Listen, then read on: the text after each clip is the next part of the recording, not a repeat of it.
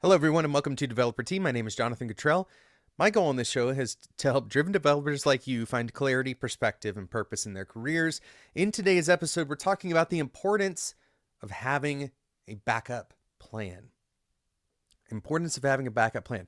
This goes for your technical backups. It goes for redundancy, but especially it goes for situations where human error could cause a problem, which is almost every situation you face in your career, right?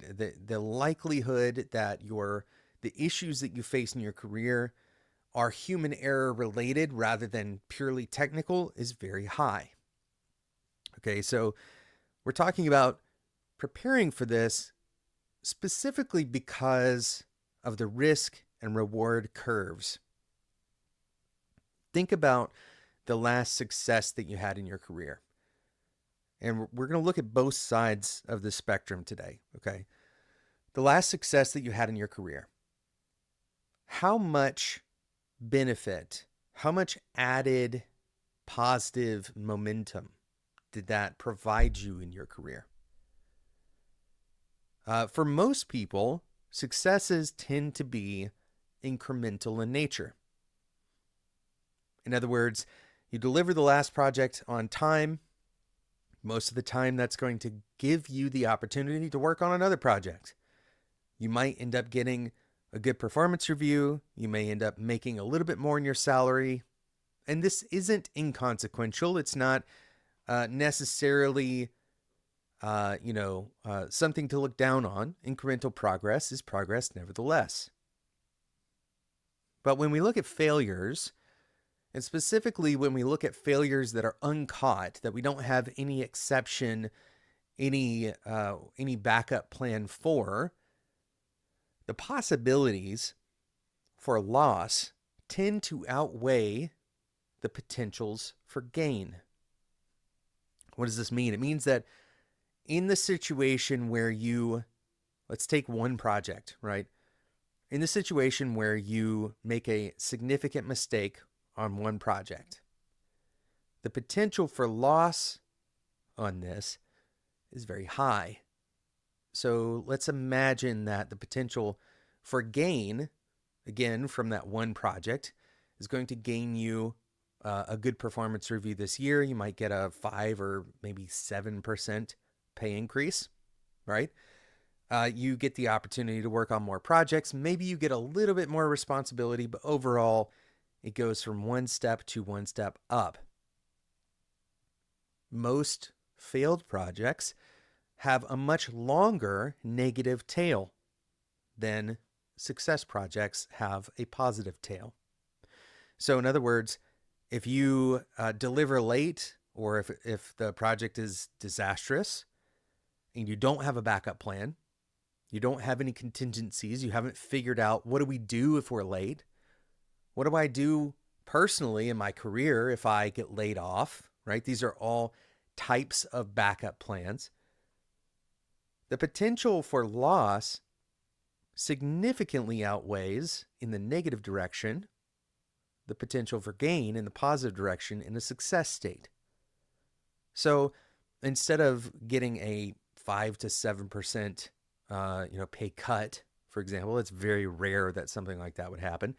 You may not get a good performance review, but that negative performance review is going to affect you in further future performance reviews.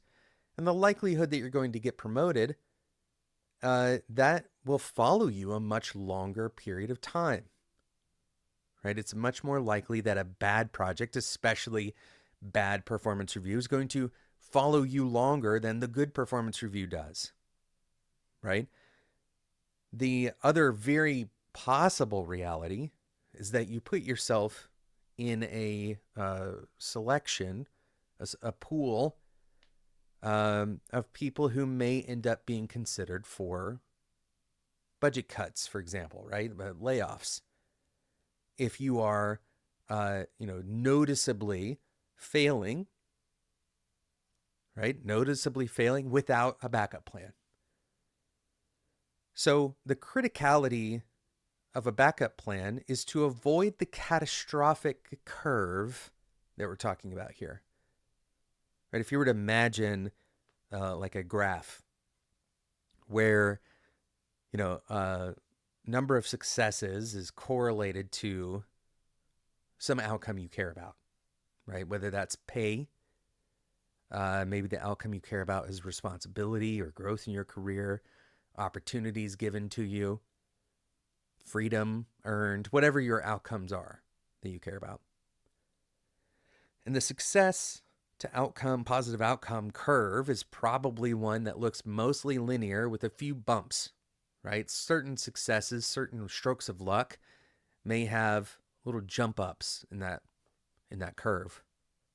But number of failures and potential negative effect goes significantly faster, right? So we would look at this as, probably the beginning or some kind of logarithmic, a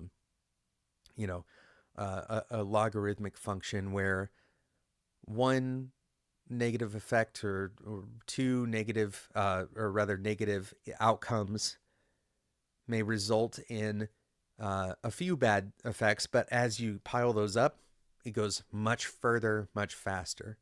And similar to the step ups in the success graph, you may have drop downs in the failure graph. So for example, a layoff might be a good example for that. There's certain catastrophic events also that you don't necessarily have control over, that if you don't have a backup plan for, right? They have nothing to do with your performance. They have nothing to do with your choices. As far as the actual failure case is concerned. But those events can cause major wipeout scenarios, right? This is what Taleb would call a black swan.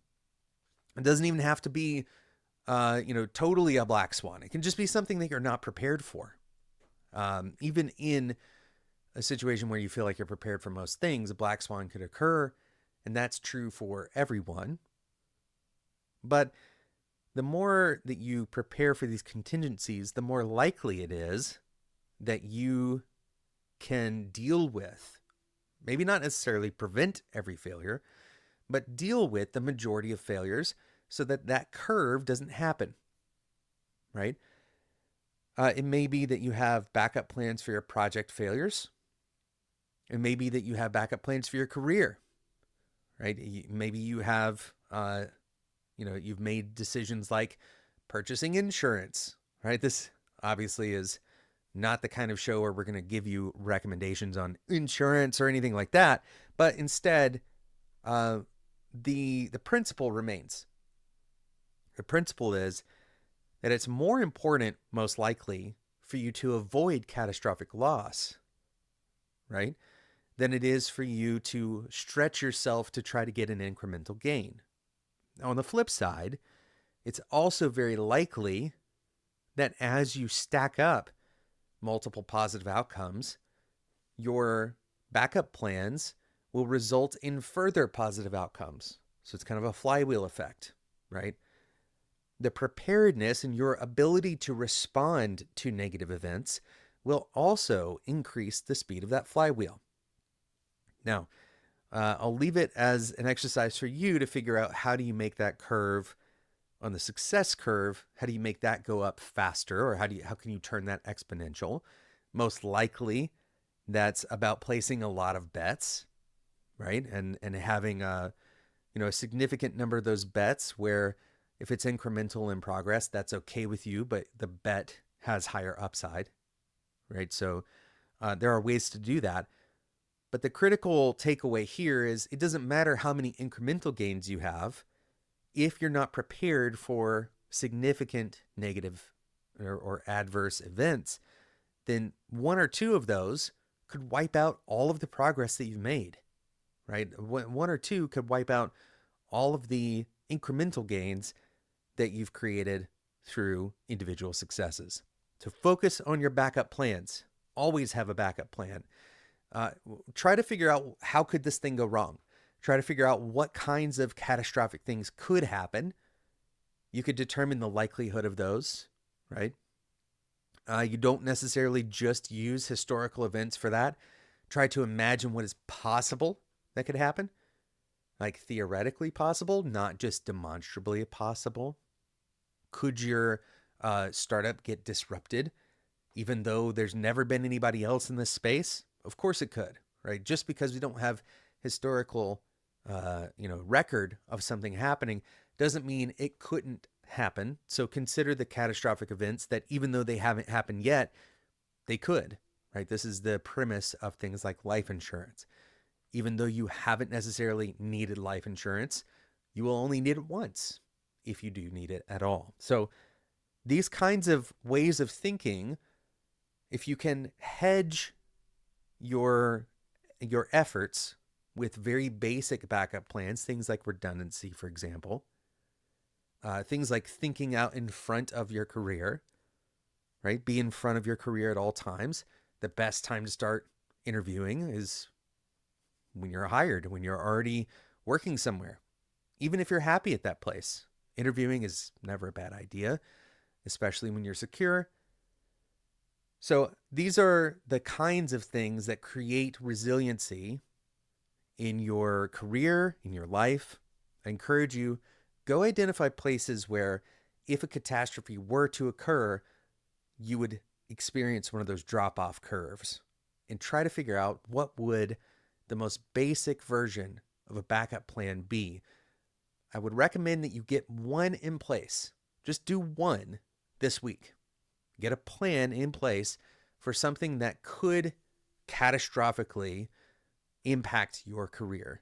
If you get one of those in place, you're better off for it at a statistical level. But somebody listening to this show right now, somebody listening will absolutely have one of these events occur at some point. I don't know who, and I don't know what it is, but it's up to you to be ready for that. So evaluate your various potentials for catastrophic events, and then put just one, and see where it takes you. It's very likely that you're going to feel, a sense of relief from that, right? It's a nice emotional feeling, but also if it ever comes down to it, and you needed that backup plan, now you have it available to you. My guess is that if you do one, you're going to be excited enough to do another, and then another, and hopefully you'll have backup plans for most of your situations, especially your professional ones. Thank you so much for listening to today's episode of Developer Tea. If you enjoyed this episode, then if you're on YouTube, you can like, subscribe, do all of those things. If you are listening to this as a podcast, which is our primary format of releasing this, then subscribe in whatever podcasting app you're currently using, and then leave a review in iTunes. Of course, you can comment on YouTube as well. If you haven't already subscribed on YouTube, we're starting to release these. We finally have a very basic editing flow. We don't have the bumper intro and outro or anything like that, but we have basic videos up on YouTube now. Thank you so much for listening. And until next time, enjoy your tea.